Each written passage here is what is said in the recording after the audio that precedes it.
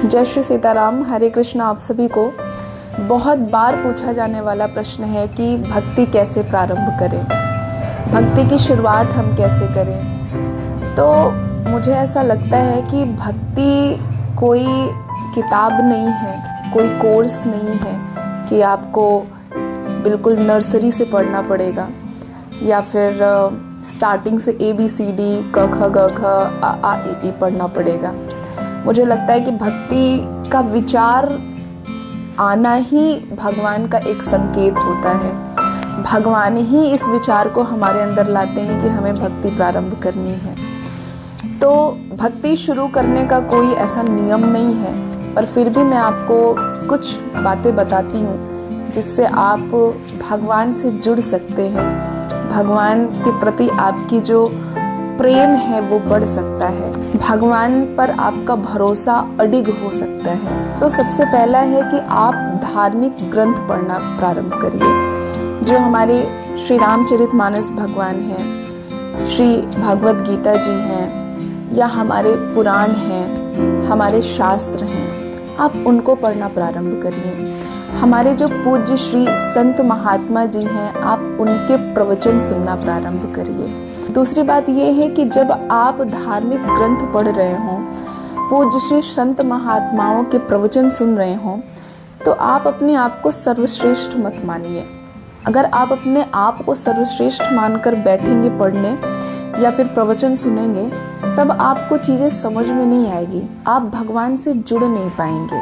आप अपने आप को शून्य मानकर बैठिए और शून्य मानकर सुनिए। जब आप धार्मिक ग्रंथ पढ़ना प्रारंभ करते हैं, तब आप भगवान की लीलाओं के बारे में पढ़ते हैं, भगवान की जो कृपा विलासिता है आप उसके बारे में पढ़ते हैं, आप भगवान की जो महिमा है आप उनके बारे में पढ़ते हैं, भगवान के अवतारों के बारे में पढ़ते हैं। और जब आप ये पढ़ते हैं, धीरे धीरे आपके अंदर भाव आता है। कहते हैं ना कि जब आप कोई चीज़ पढ़ते हैं मन लगाकर, तो एक पिक्चर क्रिएट होती है आपके अंदर।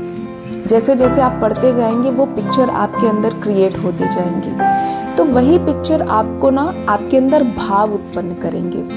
धीरे धीरे आपको समझ में आएगा कि ईश्वर की महिमा क्या है। उन्हीं की कृपा विलासिता से हम इस संसार में रह रहे हैं, उन्हीं की कृपा विलासिता से ये मनुष्य तन हमें मिला है।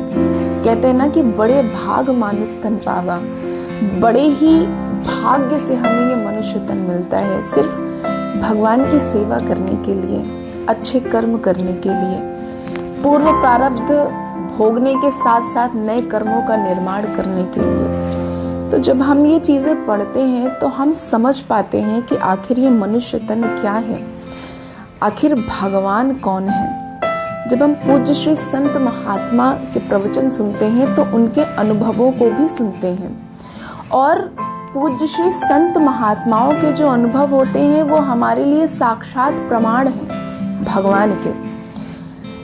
तो पहली चीज ये है कि आपको ग्रंथ पढ़ना है, धार्मिक ग्रंथ पढ़ना है, पूरे भाव से पढ़ना है, प्रवचन सुनना है। अब उसके बाद हमें धीरे धीरे जब हम ये पढ़ना प्रारंभ करेंगे, हमें नॉलेज होगा, हमें हमारे अंदर ज्ञान जब आएगा, तो हम भगवान के लिए आगे बढ़ेंगे और उनकी सेवा करना प्रारंभ करेंगे। जैसे जैसे आप सेवा करने लगेंगे ना, तो आपको ऑटोमेटिक अनुभव होना प्रारंभ हो जाएगा कि भगवान हमें देख रहे हैं, हमें सुन रहे हैं, हमारी सेवा को स्वीकार कर रहे हैं। इसमें भी जो सबसे ज़्यादा महत्वपूर्ण है वो है नाम जप। नाम जप करना मुझे ऐसा लगता है कि हर जीव के लिए अनिवार्य है, इसे कंपलसरी बना देना चाहिए। नाम जप करना बहुत आवश्यक है। आपको जब समय मिले आप तब नाम जप करिए। आप जिसका भी नाम जप करना चाहते हैं करिए। आप राम नाम जपिए, राधा नाम जपिए, कृष्ण नाम जपिए, श्री हरि नाम जपिए, ओम नमः शिवाय जपिए, जो भी जपिए, लेकिन आप पूरे भाव से जपिए। ये आपका मन एकाग्र करता है, आपको भगवान से जोड़ता है। और यही सारी चीज़ें हैं, जब आपको भगवान से जोड़ती हैं तो आपके अंदर भक्ति आती है। और यही सारी चीज़ें हैं कि आपके अंदर भक्ति को बिल्कुल बढ़ाता है। और जब भक्ति बढ़ती है तो मनुष्य का जीवन बिल्कुल वो होता है ना कि एक स्वर्णिम युग कहते हैं, स्वर्ण काल चल रहा है। तो भक्ति बढ़ने से मनुष्य का स्वर्ण काल चलना शुरू हो जाता है, स्वर्ण युग प्रारंभ हो जाता है। तो भक्ति को प्रारंभ करने के लिए छोटे छोटे स्टेप लेना प्रारंभ करें। सबसे पहले तो यही है कि अगर विचार आया है तो भगवान की कृपा से ही आया है। दूसरी बात ये है कि धार्मिक ग्रंथ पढ़ना प्रारंभ करिए, प्रवचन सुनना प्रारंभ करिए।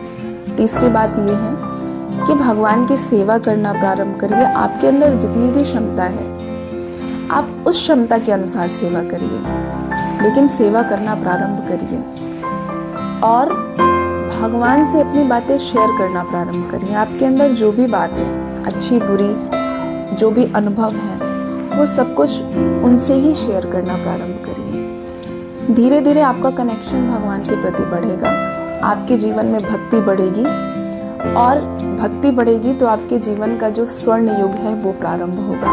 उन पर विश्वास करना पड़ेगा।